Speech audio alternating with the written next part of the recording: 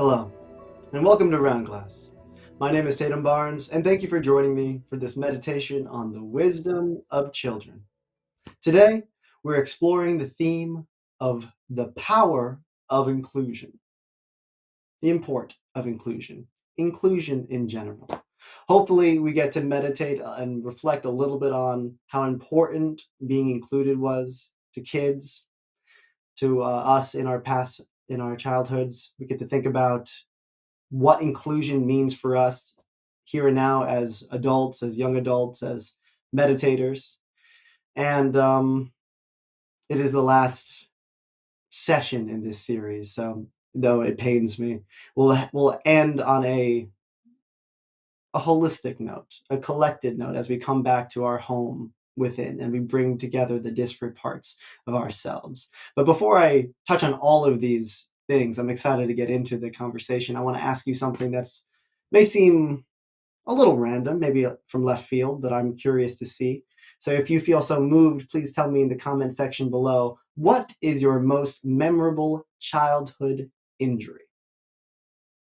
I promise it'll connect to the meditation service that you've signed up for. But I would love to hear, what is your most memorable childhood injury? For me, I broke my wrist when I was 16. It's the only broken bone that I've ever had to date.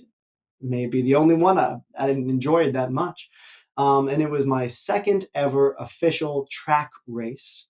I ran the 200 meter. I was okay. And I tried to pass someone, and it didn't work out in my favor. I fell, and I broke my left wrist. I have a titanium plate and 4 screws in there, and I remember very clearly the pain of the break and the arduous process of healing that broken bone. And I bring up these injuries not just because they're such flashbulb moments, flashbulb memories in our lives, in our childhoods, things that are kind of indelibly seared into our consciousness. But I really want to remind everyone of this idea of what it means to heal and how that relates to inclusion. If you have a broken bone, what the body is going to do is make sure that everything, all the pieces, all the fragments get back together. If the body is negligent in this act of inclusion, you're going to have some floating bone fragment. It's going to be painful. The bone won't set right. It's going to be even more painful down the line when you have to re-break it to reset it correctly. I want to keep in mind this metaphor that in order to heal, come back to that original state of health and well-being, you have to include all the things that were broken. So I just want to plant that seed in your head while I start to think about all the memories that you dredged up. I also want to think about. No, I'll get there in a second. I want to hear about your injuries. I want to hear about the things that happened to you. And it's not funny unless you think it's funny now, and we can look back at it and laugh all together. I fell off a fence trying to jump into a pile of leaves and put my teeth through my lip. Happens to the best of us. Not funny, unless it's funny.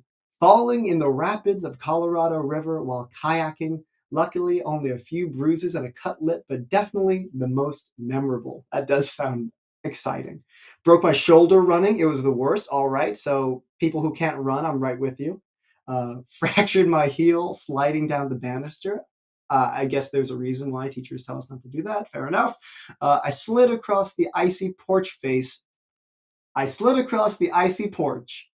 first into the woodpile, whole chunk sticking out of my chin after. Wow. The word pictures you all paint.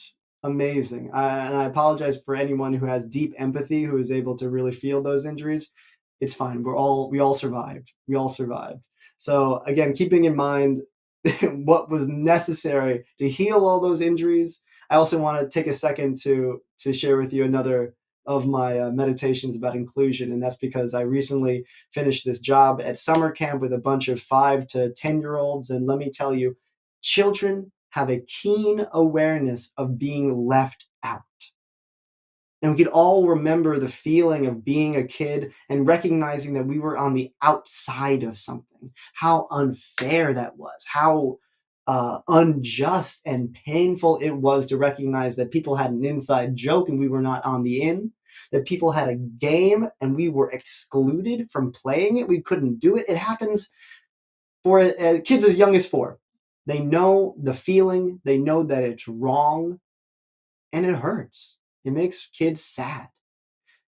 So I bring that up not to remind you of those difficult times, not to remind you of those injuries, but to impress upon you the importance of inclusion. If we leave anything excluded, it's going to hurt. It's going to feel wrong. And unfortunately, in our society, there are plenty things that are, that, how do I put this? We're encouraged to exclude certain parts of ourselves. And there are moments in our histories, in our childhoods, that we purposely exclude and don't remember about because we think it's painful. But I'm here to tell you that it's important that we bring those things home. That way we can move forward in health and in wellness. And to end this series on the wisdom of kids, I want everyone to go home feeling a little bit more self-included. Maybe we'll figure out what that means by the end of this meditation. But enough of me talking. I thank you so much if you shared, and I thank you if you didn't for bearing with us. I really enjoyed hearing all that, and I hope to hear a little bit more after the meditation. But in just a moment, we're going to give our bodies an opportunity to settle in. We're going to settle in with some gentle breath work. We'll use the same imagination and visualization techniques that we've been working on throughout the series, and we'll step into that practice of self-inclusion and including all parts of us. Let's get started. So please give your body permission to settle in, to roll the shoulders back. Ooh. Move the neck around. Relax the muscles of the jaw and face. Even give yourself a little jaw massage and neck massage. Wherever you feel the tension, just allow yourself to move it around and get comfortable in the ways that feel right to you.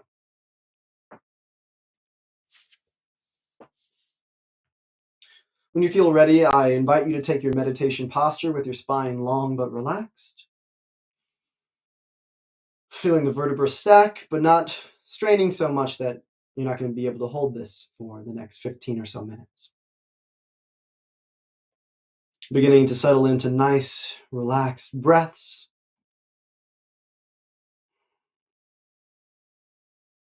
Making sure that the pants are comfortable around the midsection. Removing your belt or taking the first button off so that the belly can be soft. Breathing deeply. In through the nose, out through the nose.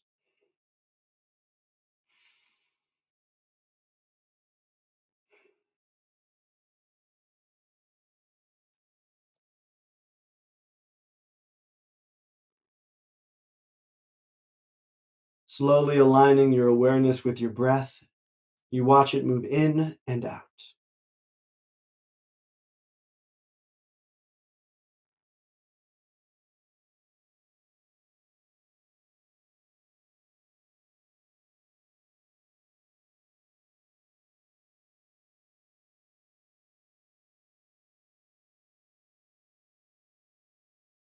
And slowly deepening your breath now. Feeling the belly expand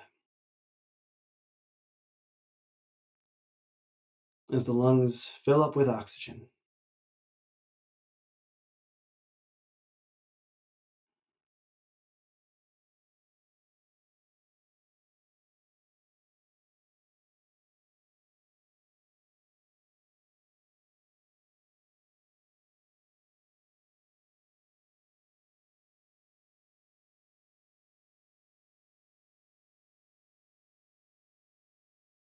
As the mind begins to wander, as the body begins to itch, you gently bring yourself back to your focus and your breath. Letting this meditation take priority for just the next 15 minutes. Everything else can wait.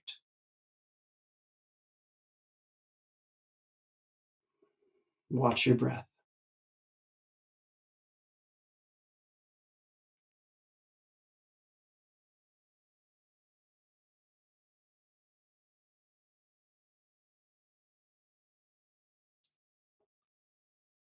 bouncing off the thoughts to just be a witness. Inhale, exhale.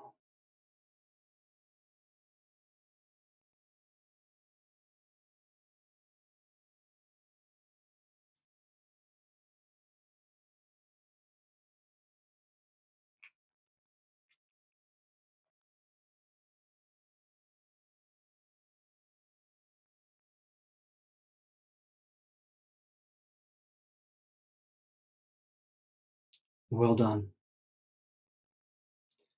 I invite you to gently shift your awareness to where your body makes contact with the ground beneath you.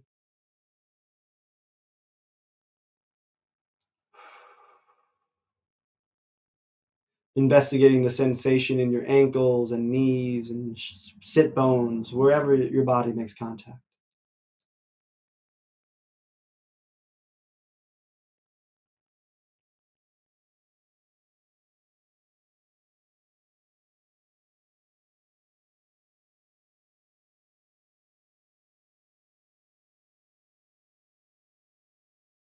Breathing into your base.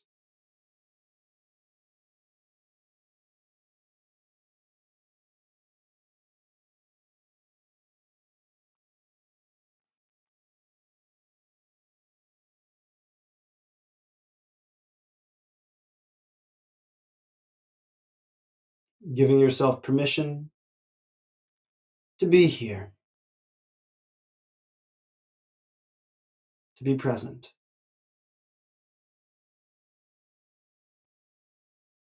Beautiful. Using your powers of imagination and visualization, I invite you to turn on that mental movie screen to see a red or a violet color beginning to move from the earth below into your toes. See it clearly moving with whatever your mind or imagination gives to you first and foremost. Watch it move into your toes, through the arches of your feet, and breathe it into your ankles. We pause here in the ankles, letting that energy, letting our awareness move around that joint, calling forth any tension or stress that may be stuck in the body.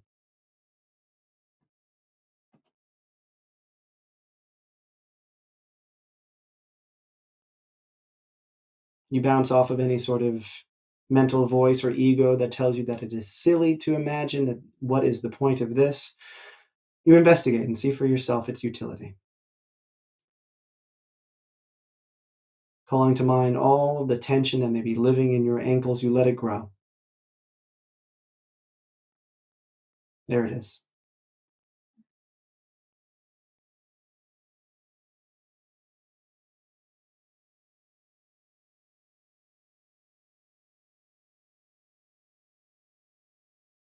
Let it build. Moving around the sides with your awareness, scraping them, getting every last iota of stress. And on your next exhale, you let it all drop. Feeling that tension rush out of the ankles into the earth below. Nice. On that mental movie screen, see that color, that energy rising through your ankles, through your shins, through your calves. Breathe and invite it into your knees and into your kneecaps. Breathe deeply.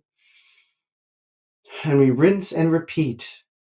Scrape the sides, collect any tension or stress in your knees, and also calling to mind any sadness or heaviness or grief that may be stuck in your body.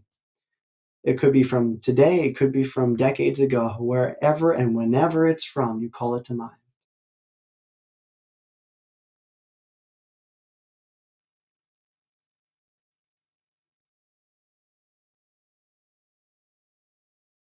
Searching and gathering, letting it build.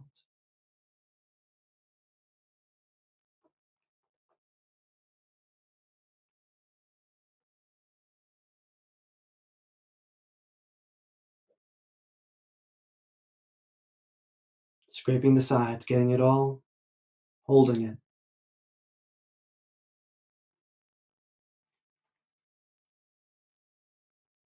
And when it's at its heaviest, you let it all go. Feeling all that drop down out of the body, out of the mind, below. You hold on to nothing.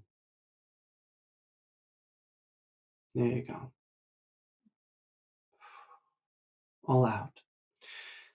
And finally, you see that color, that red or that vibrant violet moving through your knees, through the thighs, and breathe it into your hips and your pelvis, where we spread our awareness for the last time, collecting any stress in our hips and any frustration or anger that may be lingering, no matter how old.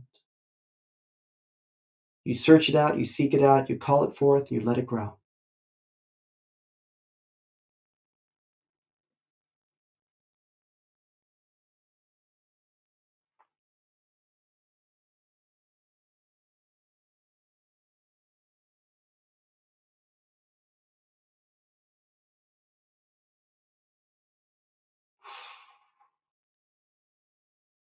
Gathering and regathering, hold it.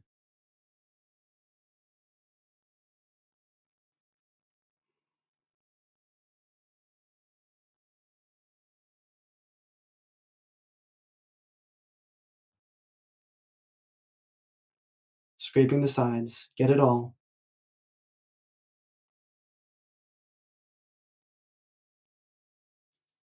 And as it reaches its peak, you let it all drop.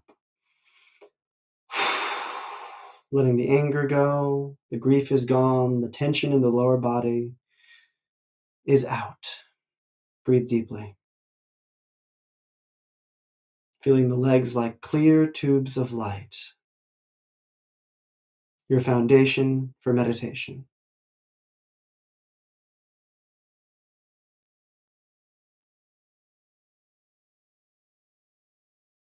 With this clear mind, I invite you to visualize that color rising through your soft belly, through your sternum, and invite it into your heart center, just a few fingers above the sternum. Not in the physical organ of the heart, but the center. Deep breath.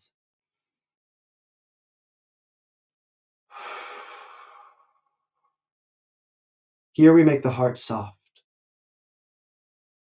perhaps calling to mind the softest blanket or stuffed animal you've ever known, overlaying that texture above the sternum. Deep breath.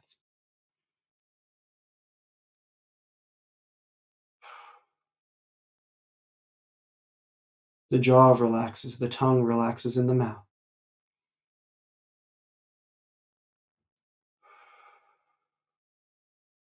A few breaths here.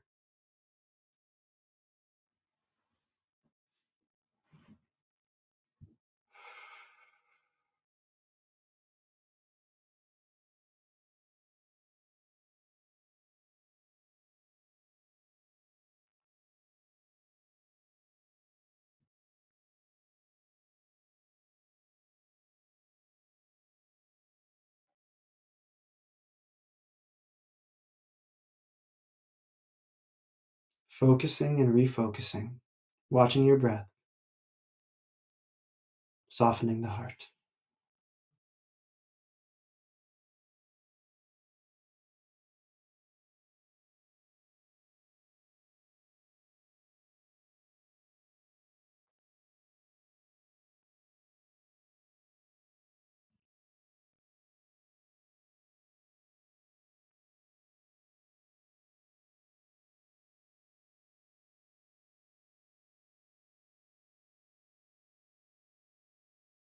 Amazing.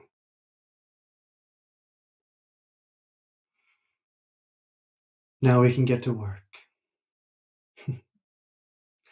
I invite you to picture a childlike version of yourself, remembering perhaps that child who survived that grievous injury, perhaps, well, letting your imagination do the work.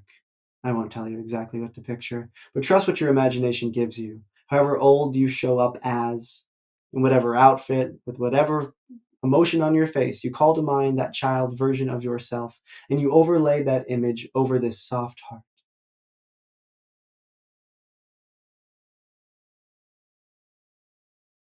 Now, the mind will have its judgments, its memories. Your job is to ignore that. Don't be hooked by that.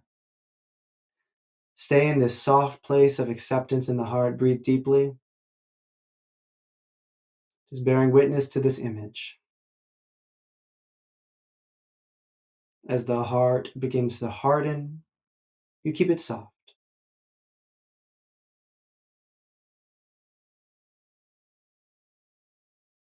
You bring this image of yourself deeper into the heart as if you are embracing yourself.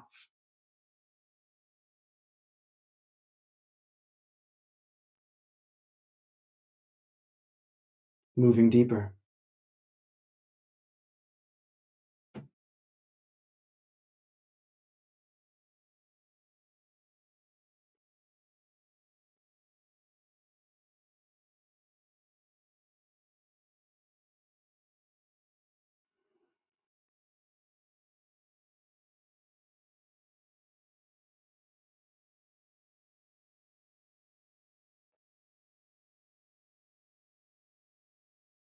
Now remember, if a bone was set poorly, it'll hurt to re-break it and reset it correctly. So if emotions are coming up right now, you let them.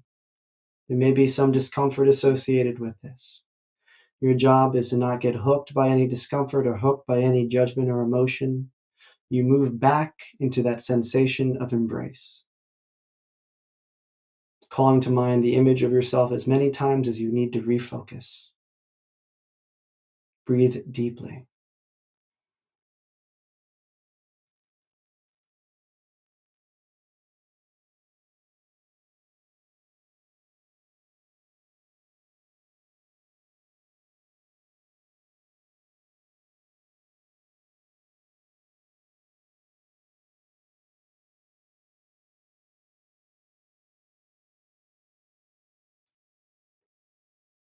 See if a feeling of love and acceptance naturally arises for who you were.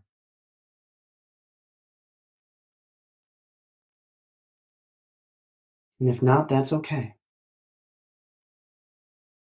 But see if you can muster it.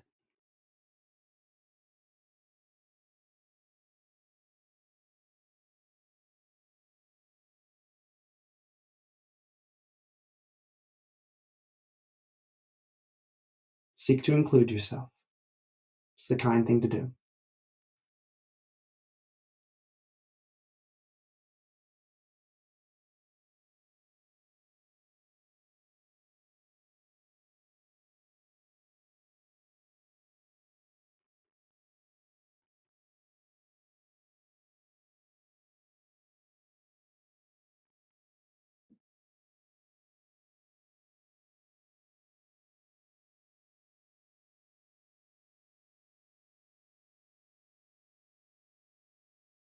Focusing and refocusing. A few more moments. See if you can really move deeply.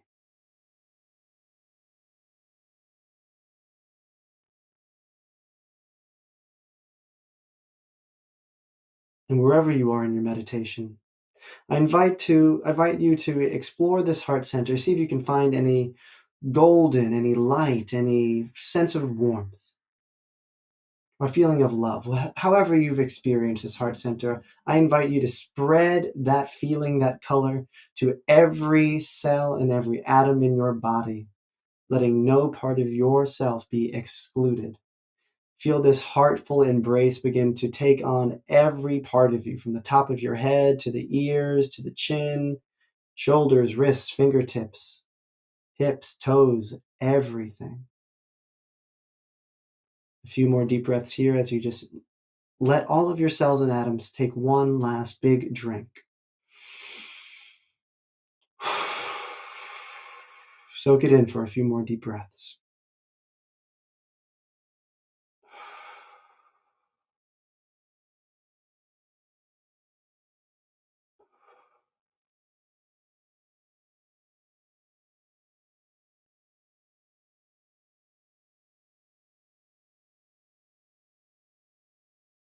Excellent. Slowly, you bring yourself back to where your body makes contact with the ground beneath you. Wiggling toes, moving into wrists and ankles. You bring yourself back to your seat, to your room. When you're ready, you open your eyes. And here you are. all of you, home. Now, with this and any meditation, you want to take a quick before and after picture, see how you're feeling now. We're looking for a sensation of kindness, gratitude, gentleness, and of course, a feeling of being present, grounded, feeling good. And with this meditation in any, I would love to invite you to type any questions, any comments about the wisdom of children, about meditation, about me, anything at all. I always love to hear from you. And that's why I'm so excited that we have more injuries to share. Thank you so much. I love this. Oh, I remember one. I fell while ice skating and I have a scar above my eye. Those scars tell stories. Thank you for sharing.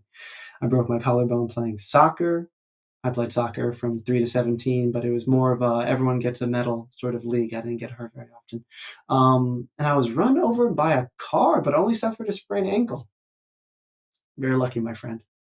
I was very lucky. Thank you all for sharing. I really appreciate that. Let's see if we have any questions. Yes. How do I free all my anger and frustration when thinking about either seems to make the feelings grow? Do you have a mantra to cool anger? I don't know about mantra. I don't really work with mantra, but I may have an idea. And a mantra is just an idea that you repeat. So let's see what I can do. So when you are dealing with troublesome emotions or when you feel under attack by intrusive thoughts, negative thoughts, demons, whatever you want to consider them, what we have to remember is that reacting to them will only make them stronger. So if you are angry or something's confronting you, it's making you angry, and you try to like kind of attack it, let me get into this feeling of anger, let me see if I can overcome it, it's just going to get stronger. The only way that we can neutralize difficult emotions and intrusive thoughts, those sort of attacks, is through this power of the heart, this quality of the heart that we're cultivating. So it's that acceptance, that open-hearted acceptance of I'm feeling anger. Just let it be okay. So I guess the mantra would be, it is what it is, which is, it may seem kind of passive or culturally played out, but it gives me a lot of peace. So I encourage you to try that on for size. It is what it is. Keep the heart open, and that can help diffuse those troublesome things. Thank you for your question. I hope that helps. I've heard other teachers mention blue tubes of light. Where does this image and color come from? That's a great question for those teachers that use blue tubes of light. I have no idea. When I think about blue, I think about calm, cool, collected communication.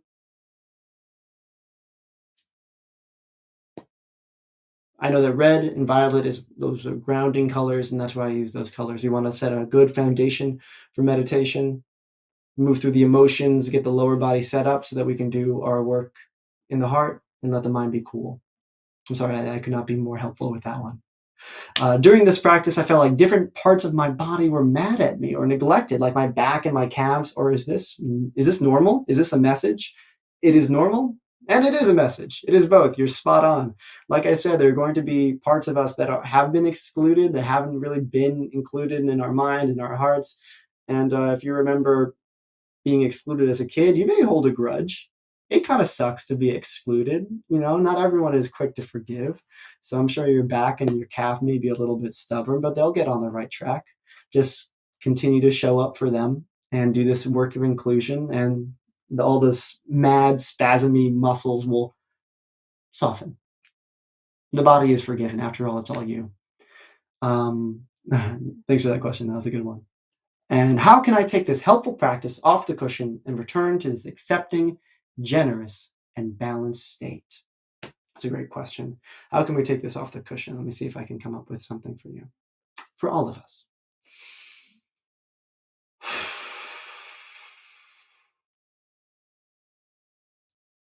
I think and I've touched on this throughout the series, throughout my meditations, and in a question here and now, which is just to remember the power of the heart and inclusion, to bring with us in all the things that we do.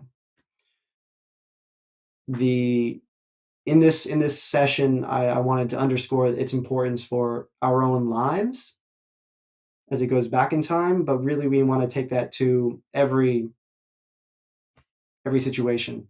So our families, our work relationships, even our hobbies, all of that is bettered when we have a mind and a heart towards inclusion, acceptance. And beyond that, I would say, maybe find a picture of yourself when you're a kid and do that practice of just being like, hey, you turned out all right. I'm working really hard on being a good human being. Thank you for what you did. So if you don't have a good picture of that on the fridge, may that be your passing wisdom message. That is all the time I have for this meditation, for this series. I thank you all for joining me, for all your questions, for sharing. If this was your first, you can check out all the other ones on round.glass and check out my other daily live meditations. I have a really amazing course coming out really soon, and I hope that you all check it out. And until next time, stay youthful at heart, stay blessed, and peace.